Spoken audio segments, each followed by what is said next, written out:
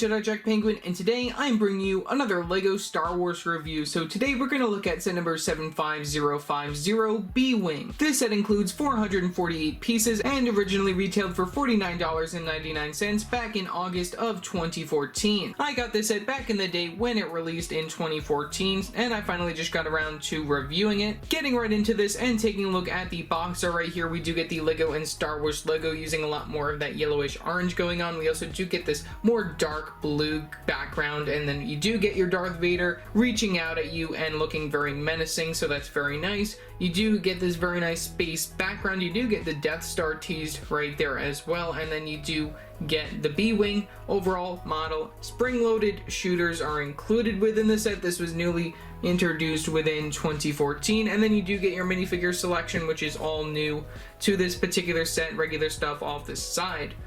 Taking a look at the very back of the box right here, we do get some of the play features, which I think is very nice. Some logos and the Yoda Chronicles sort of thing going on right there, which I believe that was still going on as well.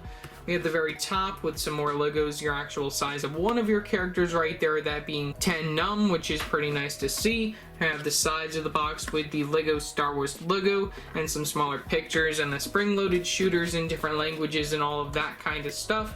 Leading all the way to the bottom with the LEGO Club advertisement and then the LEGO trademarks and the barcode for this particular set. Otherwise, I do believe that I got this maybe either at the LEGO store or Toys R Us. I don't really remember. But yeah, that's pretty much really all that I have to say for the box. So let's take a look at the instructions, minifigures, and final overall model. Taking a look at the instructions, this pretty much mimics the front of the box. We have the very back with the Win robot. This was when they started switching away from the Win kids, so that's very nice to see. We have an advertisement for all of the sets that were released at this particular time period, which right away I actually see some that I do really wish that I picked up, especially that being set number 75053, which is the Ghost. I never got that set, and that set goes for quite a lot on the aftermarket. I do wish that I ended up picking up that set, since that is something that is missing from my collection, and I haven't gotten into Star Wars Rebels since just recently. I do own the Phantom set within my collection. I know that I don't own the Snowspeeder or the Yoda Chronicles set within this wave, as well as the Star Destroyer. I didn't get that since I do own the 2006 version, but I do own the Cantina set, which that is definitely one of my favorite sets from this particular wave that I do have to rebuild eventually, and I do own the AT-AT Walker that I will be reviewing sometime in the future. We do have our minifigure selection right here, which is quite a lot of characters for this particular time period, and it also does show the minifigures for the set that isn't pictured right there, which is the store exclusive. I believe it was a Toys R Us exclusive, being the MTT. That is a set that I do have to eventually rebuild and review. I do like the 2007 version better though, just might as well point that out, though I don't own that in my collection. We have that quick LEGO Star Wars advertisement right here for the website, and then we do have the piece count for one page, and then we do have the final overall model right there. Sorry for all these advertisements. There's a lot more advertisements than I've been thinking when it comes to certain LEGO Star Wars sets that I've been reviewing, but either way, moving on and stop rambling, let's get to our minifigures. Taking a look at our first minifigure, we have 10 Nub right here. This minifigure is exclusive to the set. We do get some very nice leg printing, which also leads up to the belt piece and the torso. Really love the printing on this particular minifigure. Very well done, at least in my opinion. We do get a white belt piece compared to the red legs, which is also very interesting to see when it comes to a minifigure. We do get these red arms and these black hands. We get one accessory being this wrench piece, which I think is very cool to see. We get the back printing on this character. I really love the printing on this helmet piece right there, which that I think is just very well done for LEGO at the particular time. Just seeing all the little details going on all around that's very well done. And even you can see on the very front right there, we do get some printing on the very top of the helmet. We do get the facial expression for this particular character. You can remove the helmet to take a look at that. This, I believe, was the first time that we saw him within LEGO form. And then we have the very other side, which also has the sort of like face mask going on right there, which I think is very nice to see, as another alternate facial expression for this particular minifigure. So yeah, that's all for 10 Nub. Taking a look at our next minifigure, we have General Kraken. This minifigure is also exclusive to the set. Very nice to see him within a LEGO set. I believe this was also for the very first time in minifigure form. We do get some very nice leg printing, which I really love that they do go all out with giving all of these minifigures some very nice prints on their torso and their legs within this year, so that's very nice to see. We do get the torso printing right there inside that dark tan color, some regular tan arms, and some light flesh hands for the flesh tone. We get this one accessory being this smaller type gun, so that's very nice to see as well. We get the one facial expression right there. Really love the little face mic right there. That's pretty cool to see. And also the old Han Solo hairpiece. I guess that's what I want to call it right now. That's the regular shortcut hairpiece inside that light gray color, and then we do get the back printing if I didn't mention that before. So overall, just a very nice minifigure. You can take off the hairpiece. There is no double-sided facial expression. Just thought I'd mention that if anyone was interested. So yeah, that's all for General Kraken. And then finally, taking a look at our last minifigure, we have a gray Squadron pilot. This minifigure is also exclusive to the set with some very nice leg printing leading up to the belt piece, up to the torso. Very nicely done by LEGO, all of this very nice printing. We get the light gray legs and the white belt piece, light gray torso and arms right there with the printing for both the front and the back of the torso. We do get the black hands for the character and that same small black gun that we get for your minifigure of Kraken, so that's pretty nice to see. We do get this very nice facial expression, which I really like the visor going on inside that sort of translucent pink color right there, or I guess it's translucent pink over the light flesh face. We do get the other sided facial expression, which I think is very nice, that they do give you the option to take that off of the character, so that's very cool to see that. And then the overall printing and styling for the helmet piece right here, I think that's very, very well done. You do get the face mic, and then you do get all of this like small little teeny tiny details. You can even like zoom in to see all of this stuff right here. That's really, really well done by LEGO, seeing all of this small detail on this helmet. I think that's just very well done for the particular time period. So yeah, that's pretty much all for the Gray Squadron pilot.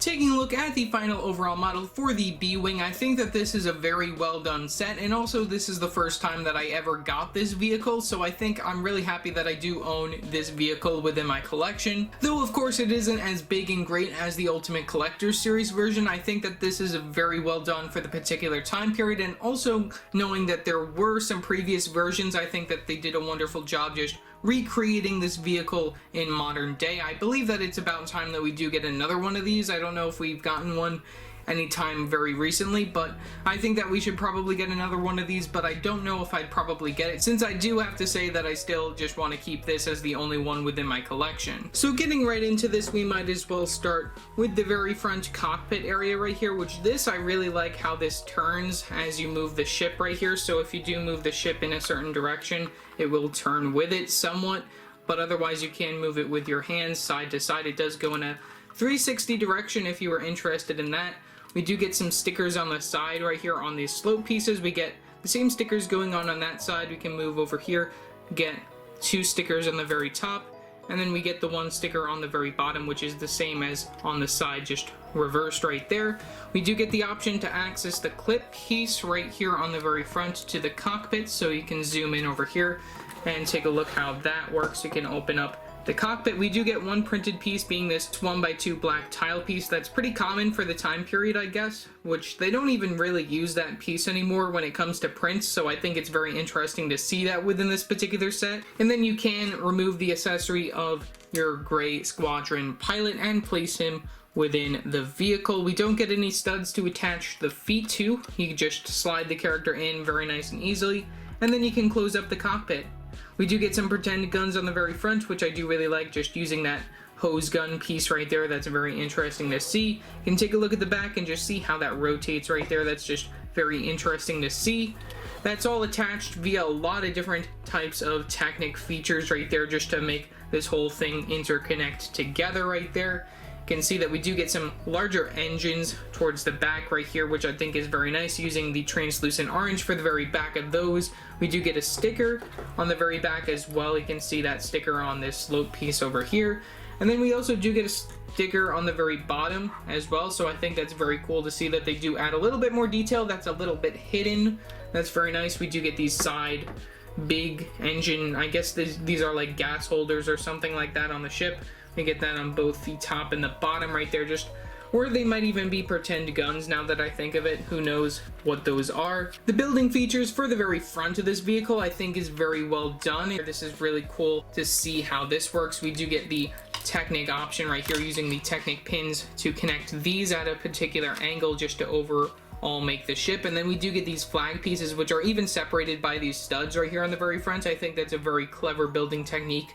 And also putting those on the pole pieces, you can see how that works on both the top and the bottom of the vehicle. I think that this is just a very well done front look to the vehicle. Moving to the wing parts right here, we will have to zoom out a little bit more, and I will be showing off towards the end of the video how this would look when it is actually flying. This is more of like a landing position for the particular ship. We do get these stickers of these circles right here inside this orange color, which I really think it's funny how they just give you these big orange circles as stickers. I just think that's just one of the more funny parts when it comes to this particular set.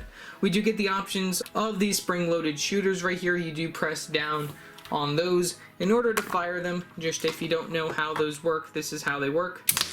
And they shoot off into the distance and then escape from my grasp. So we do get an extra one of those. You can just put that right back into the vehicle like such. And in addition, we do get some pretend guns over here, which I think is another amazing bonus that they do include the pretend guns in addition to these other missiles over here. That does make up a little bit for these being included, and it also makes it look a little bit more interesting, at least in my opinion, just so then you do have both options and you can take those out if you so desire if they bother you. Can take a look on this very big large wing that's within the very center of the vehicle. This does bring you to this larger cannon area right here. We do get a couple of pretend guns over here, and they do not place any of the spring-loaded shooters down here, which I think is a very nice touch, and a lot of people are probably happy about that, since a lot of people aren't really too much of a fan of those and the stud guns and everything. But I'm really happy with how this set overall turned out. You do have the option of these wings on the side being connected via those hinge pieces. You can move them to the side of each other, which I think is very nice. And then that does reveal how this ship should look. So here is how the ship should look while it is flying. Hopefully the audio for this is well done, but here's just a look at how that would look. Very cool to see this. You know, it's very hard to display sets like this. That's the only problem that I really have when it comes to vehicles like this. When they have the wings like that, it's very hard to display them if you want to display them like this. But either way, it's probably better if you do put down the hinge pieces just so that it is in a landing position. So overall, back in the day, I think that this was a very nice set to get, especially for the price. Never having owned a B-Wing before, I think that this is a very nice deal, at least for me. And I think that this is definitely one of the more upgraded versions of a B-Wing, and we haven't gotten one, I believe, since this particular time period in 2014, and also with the UCS one. So I think that this is just overall just a very nice set. You know, the stickers add a lot of very nice detail. The color scheme is pretty much very common for Star Wars sets, using a lot of light grays and dark grays and blacks. And the minifigure selection is all exclusive, which is another amazing bonus when it comes to this particular set. Otherwise, leave your thoughts down in the comment section below what your thoughts are on this set. Also remember to like and subscribe and hit that bell icon so every time I upload a new video. So yeah, that's it for now, and I will see you next time. Bye! We'll